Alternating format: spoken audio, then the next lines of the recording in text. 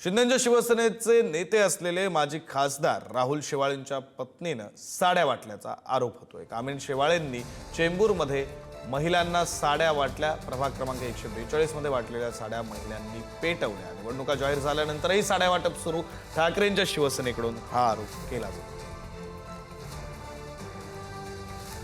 इमारत क्रमांक 5 मध्ये कामिनी शेवाळे ही आणि त्याचे कार्यकर्ते स्वतः साडी वाटप आणि काही कवरमध्ये पैसे वाटप करतात आणि हे चुकीचं आहे। तुम्ही फेअर इलेक्शन लढा ना, पैशाच्या बलबुत्यावर तुम्ही इलेक्शन लढू शकत नाही। लोकांची मनं जे का तुम्हाला लोकांनी संधी दिलं तर तुम्ही 5 वर्षामध्ये काम करून दाखवायला पाहिजे। ते न करता तुम्ही वेगळ्या पद्धतीचं काम करताय।